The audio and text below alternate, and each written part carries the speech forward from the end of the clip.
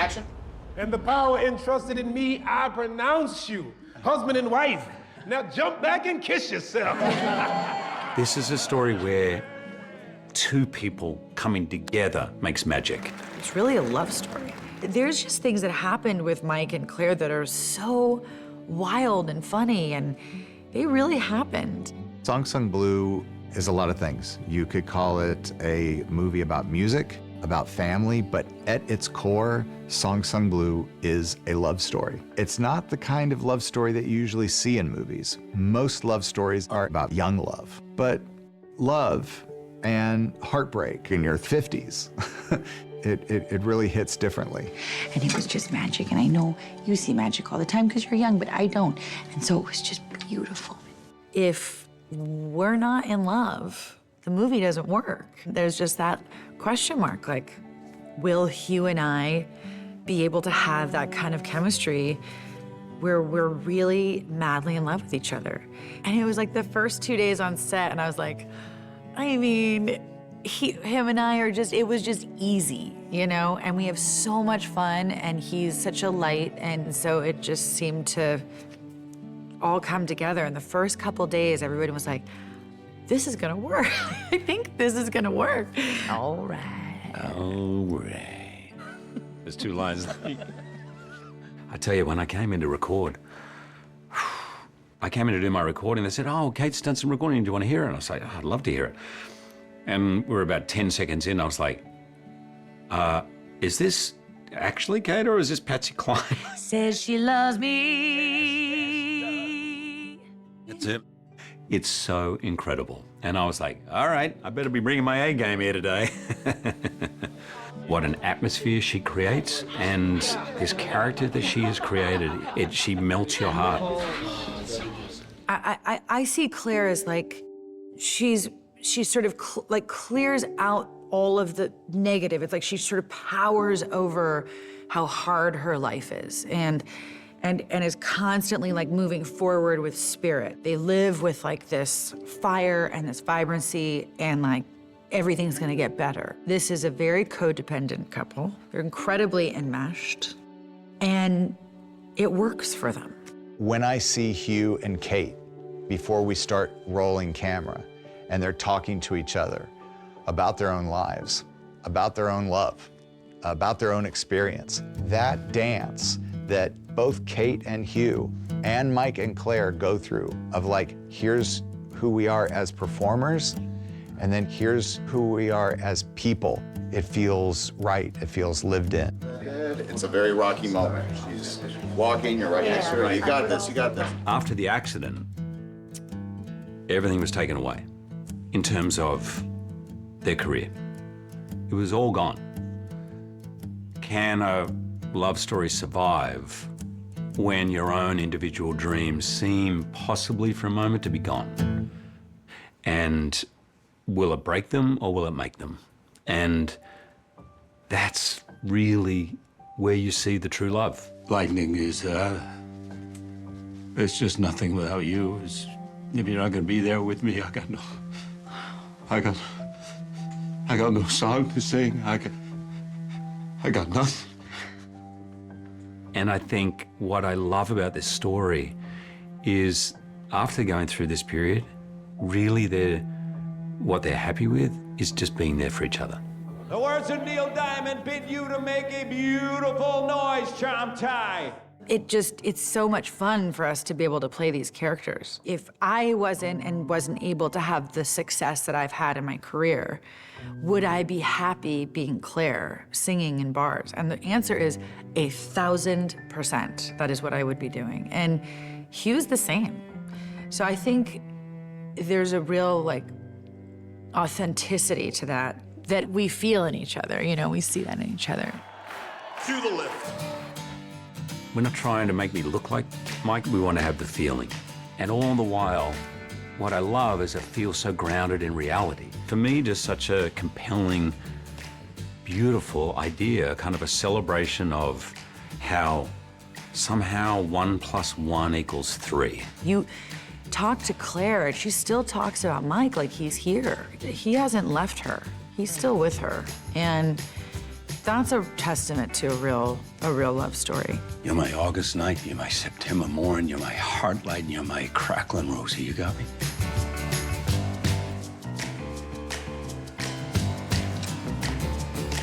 Go see on stage.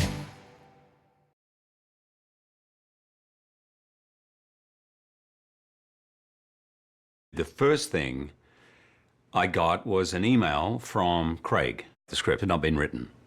And it was an idea. I love Craig's movies. I love Craig, so I was immediately very interested.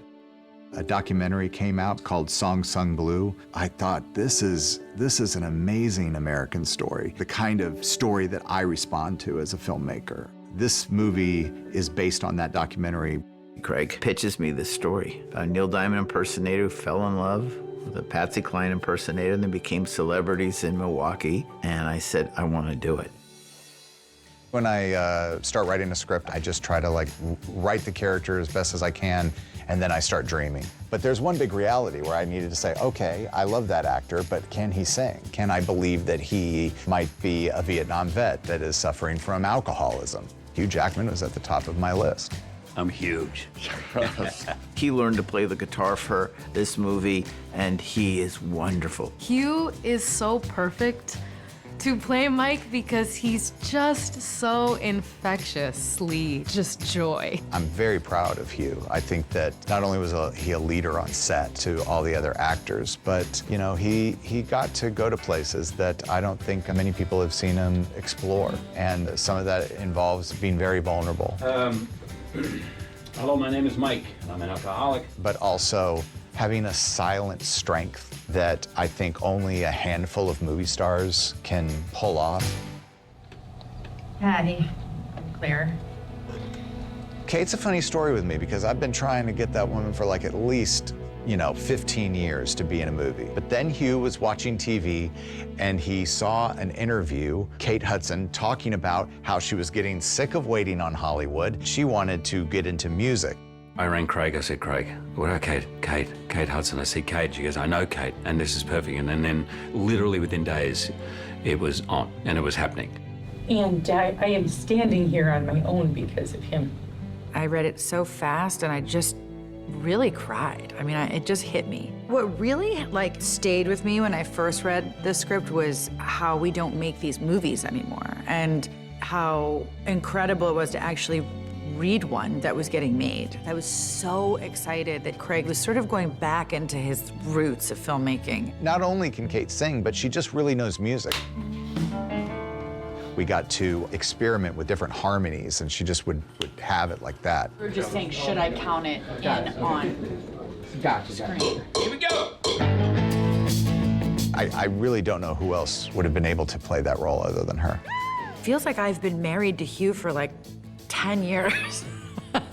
We both really wanted to make a movie like this, and we both love music, are passionate about music, and we really know what it's like to be someone who loves to perform. They really like each other, you and Kate, and the chemistry was there in a way I believe it was there between the real Claire and Mike.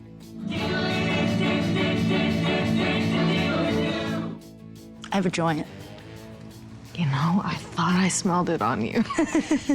Ella Anderson and King Princess, their performance is so honest and true. I'm really ecstatic at how they came to be part of the project because they just did it the good old-fashioned way. They auditioned. Ella, I saw her audition. I was like, I think this may be top 5 acting exhibitions I have ever seen. This is Daniel Day-Lewis, Meryl Streep. This was extraordinary because that's a teenager with roiling emotions, and she somehow becomes the adult in the room. There was this moment when King Princess was doing a scene, watching her father sing a song with this broken heart. And the camera was pushing in on King Princess. And it was so special to see the raw talent with someone. I was like, yeah, you're gonna be doing this for a long time. This is my first movie, second project, acting. I get the luxury of watching people who are better than me with someone like Ella. She's so dialed. The same with Kate and Hugh. I get a free education. All these great actors we have, Mike Imperioli, Fisher Stevens, Jim Belushi. I love the ensemble of this movie. We'd love to have you on the team. Music to my ears, Mike. Can I see it just from the beginning, though? Because I had an idea of, so let's see her at your car. She looks at you, you look at her. One last and. You know, I had a whole idea of how this I like was that. go. You know what I mean? I like that. Had a whole plan for how tonight would go, and I just all went south. Craig mentioned to me yesterday something. He said, I'm just trying to be a little more jazz in my directing. And I was like, dude, you are jazz. When I was a young filmmaker, I knew exactly what I wanted. And I would basically try to like bend everybody to what I wanted to do. Because, damn it, I'm the director, and that's what you're supposed to do. I'm a parent now, and let me tell you something about like kids and creativity. They're gonna be their own thing. Movies are gonna be their own thing. And you just have to be a good parent. You don't have to be drinking alcohol. You could choose something else. You're just kind of waiting for your cue. I'm not throwing everything out, but what I tried to embrace more is more of a jazz, if you will, methodology. Jazz is not predetermined. Maybe you two share a look like it. Should we shake? Yeah, so that's cool. Talk. I started my film career in Memphis, Tennessee. And that means being around a lot of really great, legendary music producers and watching them work with musicians. And I've noticed that when really great producers would come up to an artist and just say, hey, can you put a little bit more sex into it? Can you make it cry a little bit more? And then magic would happen. So I try to employ those kinds of kind of funny ways of giving a note to an actor. He's a wonderful communicator. Sometimes, like, he knows exactly what he sees and what he doesn't want. Like when he says, like, you could take a little butter off that toast. And you're like, okay, gotcha. It was just our first day, and he looked at Kate and he goes, a little more sunshine. He looked at me and goes, a little more rain. Put your hands together for lightning and thunder! I've been doing these music movies now for a while. You have to really know where you are emotionally in the story and know what song is going to be best for that moment. I think it's probably the most crucial part of this story. How are you going to be introduced to Neil Diamond and his music? This is about Neil. And this is about his fans, you know? Craig is able to weave music and songs into his scripts and into stories in just a very creative way. Look up Cherry Cherry. And there's a scene in the film where Claire and Mike, that's the first time those two characters play music in the film, and it's just acoustic guitar and keyboard and vocals. So it's this very intimate scene, and that was the first music that I worked on for the film. We had no time, and I just went over to my cameraman and I said, I don't know what you are gonna do. Just follow your heart and move how you wanna move. And at this moment where the two of them came together to sing the final verse, the camera started moving around them. And I swear I was looking at the monitor and just my lips started quivering. And I realized I was seeing the exact thing that I had always dreamed about, but it was with two of my favorite actors performing it just so honestly and so purely. I'm never gonna forget this moment in my whole life.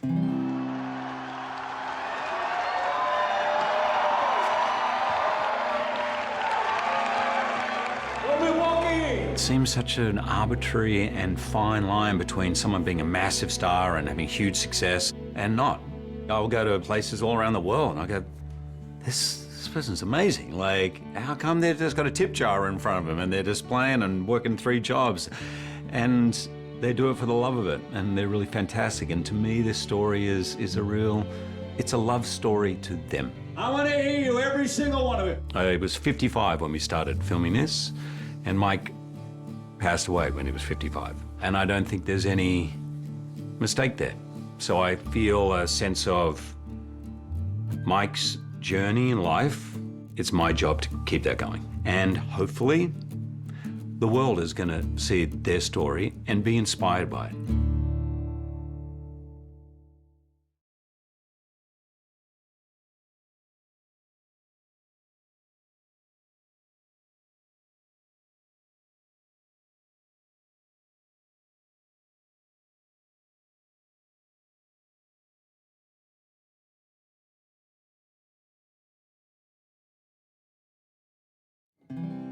Mike Sardino is a lover of music. He's a dreamer. He is a true entertainer. I'm not a songwriter, I'm not a sex symbol, but I just want to entertain people. When Sean puts a wig on me every day, and when, you know, Pammy is coloring in my sideburns, I want to honor that character of Mike and honor him. Oh, and look at these outfits. Come on, look at that. It's like shimmering, you know? You know, my hair guy does clothes too. I think the thing that's so fun about them is that they just leaned into who they were with absolutely no apologies. Their rhinestones and her hair. I mean, it was bigger than life. Talking to your manager, and he said that you're gonna do a Neil Diamond show? A Neil Diamond experience. My partner Claire and I, we start rehearsing with costumes and everything next week. Costumes, really? Wow, wow. This is what he identified with as Mike Sardino. He knew that he loved Neil Diamond, but he never thought of him as a Neil Diamond impersonator, but an interpreter of Neil Diamond. Craig always had a vision of Mike and Claire being in very complementary costumes to one another. We picked red as the color that would be the most prominent color in the wardrobe. Ernesto with costume is just absolutely killing it. Every day I put on a new dress that's like a sequined number from the 80s or 90s that I'm like, where did you find this dress? And it's so Claire. Claire was something that we had to find. And Ernesto pulled out this cream-colored vest that had silver stars sewn into them. And when Kate put it on, and she looked at herself in the mirror with the acid-wash mom jeans, Kate turned around, she goes, oh my God, there she is. I see her. I'm gonna wear these. Those are my shoes. It's the first time I've really felt like a transformation for me to get into character. Every time my rollers come out and I'm all done up, it's like I just feel like Claire. I love Claire. That sounds amazing. It's like I've always wanted to have hair like this. You got two working class people living working class lives, trying to get by, working 2 jobs, working 3 jobs, doing whatever, whilst all the while harboring this dream and desire to just play music and to entertain. Mike, starts wearing more, flashier clothes. He starts wearing silk shirts. And Craig wanted Mike to have the iconic Neil Diamond Stars and Stripes Forever vest, and we needed multiples, and we could barely find one. And it really personifies Neil Diamond. Hugh's hair in this, come on, all of it. The character, the world was just like a dream. I wouldn't go any shorter than this, though. No, I wanted to ripple and wave when the wind blows my shirt. Like wind in a bar, how? Like a leaf blower. Do you have one? Sure.